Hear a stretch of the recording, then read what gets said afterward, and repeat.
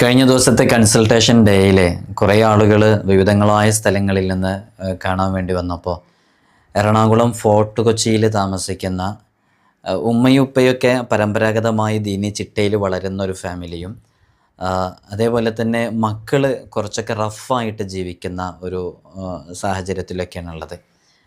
ഒന്നാമത് അവിടുത്തെ സാഹചര്യം, ആ ഒരു 10ാം ക്ലാസ് പഠിക്കുന്ന ആ ഒരു പയ്യന് അവന് താമസിക്കുന്ന അവൻ്റെ കൂട്ടുകാരെയൊക്കെ ആയിട്ടുള്ള കൂട്ടുകെട്ടുകളിലുള്ള ഒരു സാഹചര്യത്തിൽ നിന്ന് ശക്തമായ രൂപത്തിൽ ലഹരിക്കടിമപ്പെട്ടു എന്ന് മാത്രമല്ല, സിന്തറ്റിക്, സെമി സിന്തറ്റിക്, MDMA ഉൾപ്പെടെയുള്ള രാസലഹരിയിൽ നന്നായിട്ട് അടിമപ്പെട്ടു. അപ്പോൾ ഞാൻ അവനോട് കുറച്ച് സമയം സംസാരിക്കാൻ വേണ്ടി മാറ്റി വെച്ചു, എങ്ങനെയാണ് അവൻ ഇതിലേക്ക് വീണതെന്നുള്ളത്.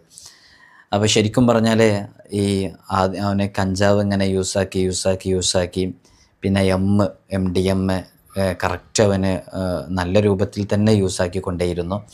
അങ്ങനെ വല്ലാത്തൊരു രൂപത്തിലേക്ക് അടിമപ്പെട്ടു. അവൻ്റെ ആ ഒരു ഫിസിക്ക്, അവൻ്റെ ശരീരം, അവൻ്റെ ബോഡി ഇങ്ങനെ കണ്ടാൽ, അവൻ്റെ മുഖം കണ്ടാൽ തന്നെ തോന്നി ഇവൻ എന്തോ ഒരു നിഗൂഢമായ സാഹചര്യത്തിൽ ജീവിക്കുന്ന പോലെ. അവൻ്റെ മുഖമൊക്കെ കണ്ടാൽ തന്നെ ഇവൻ എന്തിനൊക്കെയോ അടിമപ്പെട്ട് ഒരു ചിട്ടയില്ലാത്ത ജീവിതമാണെന്ന് തോന്നിപ്പോകും. ആ രൂപത്തിലാണ് അവൻ്റെ ശൈലിയൊക്കെ.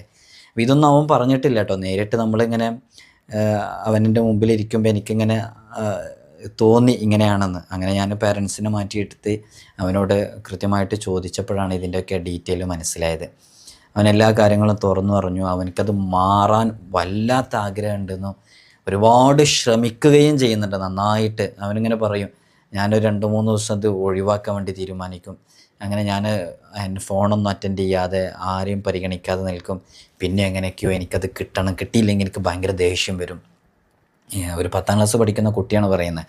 എനിക്കിത് കിട്ടിയിട്ടില്ലെങ്കിൽ എനിക്ക് നന്നായിട്ട് ദേഷ്യം വരും. എനിക്ക് എൻ്റെ ഉമ്മയെ കണ്ടുകൂടാ, ഉപ്പയെ കണ്ടുകൂടാ, ഭക്ഷണം കഴിക്കാൻ എനിക്ക് തോന്നില്ല, ആരെയും ഒന്നും നല്ലതിലേക്ക് പെരുമാറാൻ കഴിയില്ല. ഇതിനടിമപ്പെട്ട ഇങ്ങനെ തന്നെയാണ്, അതറിയുന്നവർക്കറിയാം. അപ്പോൾ ഒരു സാഹചര്യമാണ് അവൻ അങ്ങനെ ആക്കിയെന്ന് നിഷ്കളങ്കമായിട്ട് അവൻ പറയുമ്പോൾ, യഥാർത്ഥത്തിൽ നമ്മുടെ മക്കളൊക്കെ അങ്ങനെ ആകുന്നത് അത്തരം സാഹചര്യങ്ങളിലൂടെ ആയതുകൊണ്ടാണ്. നമ്മൾ ശ്രദ്ധിക്കേണ്ട ചില വിഷയങ്ങൾ, ഇത്തരം മക്കളിൽ അവരുടെ ഈ ദുസ്വഭാവം മാറിക്കിട്ടാൻ, അല്ലെങ്കിൽ ചീത്ത സാഹചര്യങ്ങളിൽ വളരുന്നവരുടെ ഈ സ്വഭാവത്തിൽ നിന്ന് നമുക്കൊരു ചേഞ്ച് വരാൻ ചെയ്യാൻ പറ്റുന്ന ആത്മീയമായ വഴികളാണ് പറയുന്നത്. നിങ്ങളിത് ചെയ്തു നോക്കുക, നല്ല റിസൾട്ട് ഇത് കാരണമായിട്ട് ലഭിക്കും. നമ്മളെപ്പോഴും നമ്മൾ ചെയ്യുന്ന പല വിഷയങ്ങളിലും നമുക്ക് ഏറ്റവും കൂടുതൽ ഫലം ലഭിക്കുന്ന ചില ആത്മീയമായ വഴികളുണ്ട്. അതിൽപ്പെട്ടൊരു വഴിയാണ് ഇന്ന് പറയുന്നത്. ഇത് നിങ്ങളുടെ മക്കൾക്ക്, നിങ്ങളുടെ ഇത്തരം അടിമകളായിട്ടുള്ള ലഹരിയുമായി ബന്ധപ്പെട്ട് ബുദ്ധിമുട്ടിയിട്ടുള്ള ആളുകൾക്കൊക്കെ ഇതൊന്ന് ചെയ്തു നോക്കാം. നല്ല ഫലം ഇത് കാരണമായിട്ടുണ്ടാകും.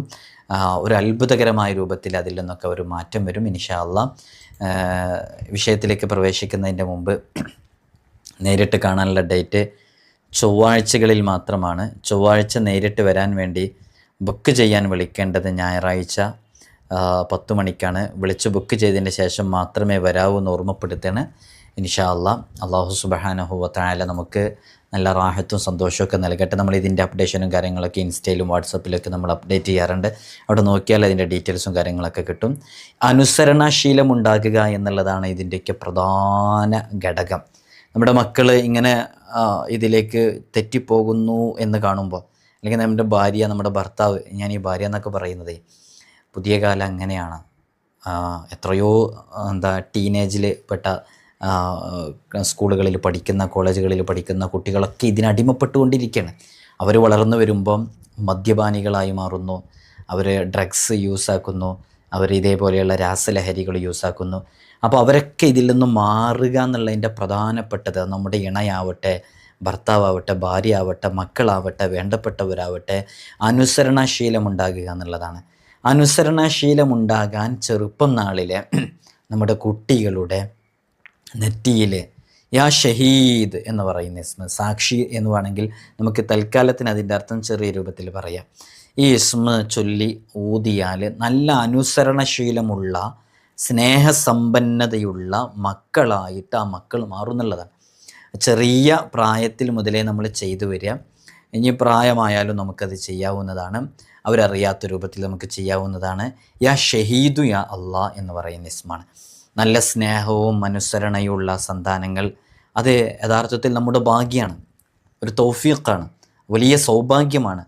അത് ഈ നമ്മുടെ മക്കൾ ആ രൂപത്തിലേക്കാകുക എന്നുള്ളത്, ആ മക്കളിൽ നിന്ന് ആ സ്നേഹവും സൗഭാഗ്യവും സന്തോഷവും ലഭിക്കാത്ത മാതാപിതാക്കൾക്ക് അതിൻ്റെ വേദന അറിയൂ എന്നുള്ളതാണ്.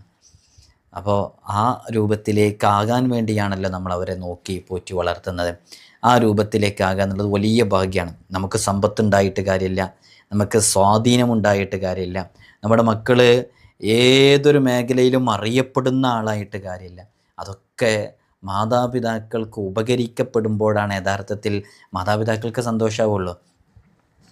അപ്പോൾ തീർച്ചയായിട്ടും ആ രൂപത്തിലേക്ക് നല്ല വഴിയിൽ നമ്മുടെ മക്കൾ വരാനും അവരുടെ മനസ്സ് നിത്യമായി സന്തോഷത്തോടെ നിലനിൽക്കാനും നമ്മുടെ മക്കളുടെ മനസ്സ് അത് കൃത്യതയിൽ മാതാപിതാക്കളുമായിട്ട് ബന്ധപ്പെട്ടുകൊണ്ടേയിരിക്കണം.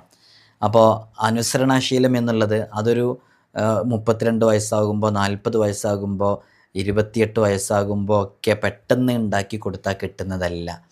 അത് ചെറിയ നാൾ മുതലേ നമ്മളിങ്ങനെ അവരിലേക്ക് ഇതിനുള്ള ആത്മീയമായ വഴികളും അവരെ മോൾഡ് ചെയ്യേണ്ട രൂപത്തിൽ മോൾഡ് ചെയ്യുകയും വളർത്തുകയൊക്കെ ചെയ്താൽ മാത്രം ലഭിക്കുന്ന ഒന്നാണ്.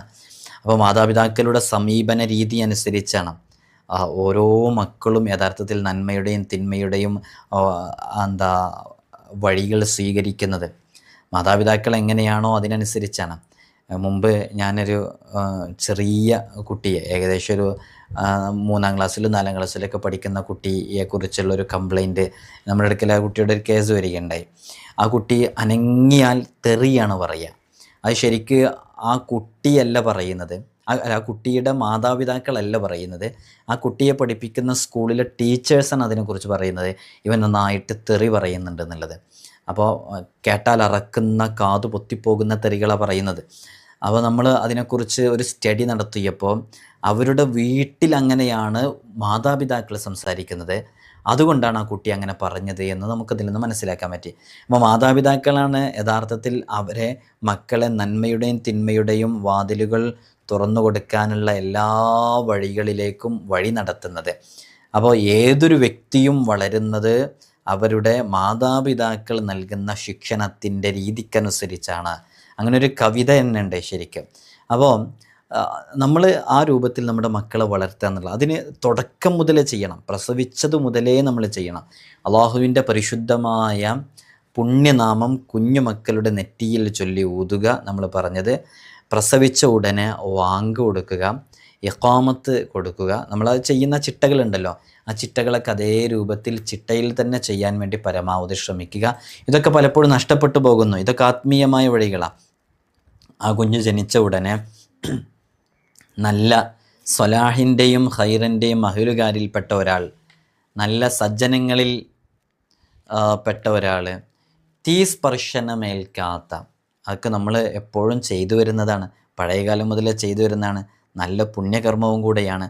തീ സ്പർശമേൽക്കാത്ത മധുരം അവർക്ക് നൽകുക. അതൊക്കെ സ്വാലിഹീങ്ങളൊക്കെ അവരുടെ സ്വന്തം വായിൽ നല്ല ആളുകളൊക്കെ ചവച്ച് അത് മക്കളിലേക്ക് നൽകും. തീ സ്പർശം നൽകാത്ത, മധുരം സ്പർശിക്കാത്ത. അതേപോലെ തന്നെ നല്ല അനുസരണശീലമുള്ള മക്കളായി തീരാൻ ഇതൊക്കെ കാരണമാണ്. ജനിച്ച ഉടനെ നമ്മുടെ മക്കൾക്ക് ചെയ്യേണ്ട കാര്യങ്ങളൊക്കെ ഉൾപ്പെടുത്തിയിട്ട് നമ്മളൊരു മാറ്റർ തന്നെ തയ്യാറാക്കിയിട്ടുണ്ട്. നിങ്ങൾക്ക് ആവശ്യമുണ്ടെങ്കിൽ നമ്മളതൊരു വീഡിയോ ചെയ്യുക. എങ്ങനെയെന്ന് വെച്ചാൽ നമ്മുടെ ഗർഭകാലം മുതൽ ശ്രദ്ധിച്ചു പോന്ന് ജനിച്ച ഉടനെ നമ്മൾ ചെയ്യേണ്ടുന്ന ചില കൃത്യമായ ചിട്ടകൾ. ആ ചിട്ടകൾ എന്ന് പറഞ്ഞാൽ അത് പൂർവ്വകാലം മുതൽ പഴയകാലം മുതൽ നമ്മുടെ ഉലമാ പണ്ഡിതന്മാർ സൂഫി വര്യന്മാർ ചെയ്തു പോരുന്ന, അങ്ങനെ ചെയ്തപ്പോഴാണ് ഷാഫി ഇമാമിനെ പോലെയുള്ള, മുഹീദ്ദീൻ ഷെയ്ഖ് ഖദ്ദസുല്ലാഹു സിർറഹുൽ അസീസ് മഹാനവറുകളെ പോലെയുള്ള വലിയ വലിയ മഹത്തുക്കൾ ഇവിടെ ഉണ്ടായത്. അത് ഇത്തരം നന്മകളൊക്കെ ചെയ്ത് ഇത്തരം വഴിയിലൂടെ വഴി നടത്തിയത് കൊണ്ടാണ്. അപ്പോൾ ആ നല്ല രൂപത്തിൽ അവരാദ്യം കേൾക്കേണ്ടത് ഇന്നതായിരിക്കണം, അങ്ങനെ ഇതാക്കുക. അതേപോലെ തന്നെ പ്രസവിച്ച കുഞ്ഞിൻ്റെ അടുക്കൽ വെച്ച് സൂറത്ത് യൂസുഫിലെ ഇന്നാ അൻസൽനാഹു ഖുർആനൻ അറബിയ്യൻ ലഅല്ലക്കും തഅഖിലൂൻ എന്ന് ചൊല്ലുക. ഇങ്ങനെയുള്ള ചില ചിട്ടകളൊക്കെ നമ്മൾ പാലിക്കേണ്ടതുണ്ട്. ആ ചിട്ടകളൊക്കെ പാലിച്ച് നമ്മുടെ മക്കളെ സ്റ്റാർട്ടിങ് മുതൽ നമ്മളെ ശ്രദ്ധിക്കുകയാണെങ്കിൽ തീർച്ചയായും ആ മക്കൾ സ്വലാഹിൻ്റെയും ഖൈറിൻ്റെയും അഹ്ലുകാരിൽ ഉൾപ്പെടുമെന്നുള്ളത് തീർച്ചയാണ്. അള്ളാഹു നമ്മുടെ മക്കളെയൊക്കെ നല്ല രൂപത്തിലാക്കട്ടെ.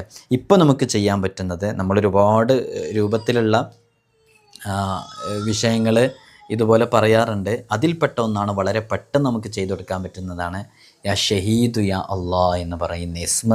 അത് എത്ര തവണ വേണമെങ്കിലും നമുക്ക് ചൊല്ലാം. അസ്മാഉൽ ഹുസ്നയിലെ ഇങ്ങനെയുള്ള ഓരോ ഇസ്മുകളും അത്ഭുതങ്ങളുടെ കലവറയാണ്. അത് ഉപയോഗിക്കേണ്ട രൂപത്തിൽ ഉപയോഗിക്കാവുന്ന, മനസ്സിലാക്കിയിട്ട് ചെയ്യണമെങ്കിൽ അതിൽ നിന്നൊക്കെ നല്ല റിസൾട്ട് ലഭിക്കുന്നുള്ളതാണ്. അള്ളാഹു നമ്മുടെ മക്കളെയൊക്കെ നല്ല മക്കളാക്കട്ടെ, നല്ല ഉപകരിക്കുന്ന മക്കളാക്കട്ടെ. അതുകൊണ്ടാണല്ലോ നമുക്കൊക്കെ ഉപകരിക്കുക. ഇൻഷാ അള്ളാഹ് അള്ളാഹു സ്വീകരിക്കട്ടെ, അള്ളാഹു കബൂലാക്കട്ടെ. അസ്മാഉൽ ഹുസ്നെ കാണാതെ പഠിക്കണം, അത് ജീവിതത്തിലേക്ക് ചേർത്ത് വെക്കണം. അസ്മാഉൽ ഹുസ്നെ ഡെയിലി ഒരു തവണയെങ്കിലും ചൊല്ലണം. അസ്മാഉൽ ഹുസ്നെ ചൊല്ലിയവർക്ക് മുത്തനബി സല്ലല്ലാഹു അലൈഹി വസല്ലം തങ്ങൾ സ്വർഗ്ഗം വാഗ്ദാനം ചെയ്തിട്ടുണ്ട്. അള്ളാഹു സ്വീകരിക്കട്ടെ. അസ്സലാമു അലൈക്കും വറഹ്മത്തുള്ളാഹി.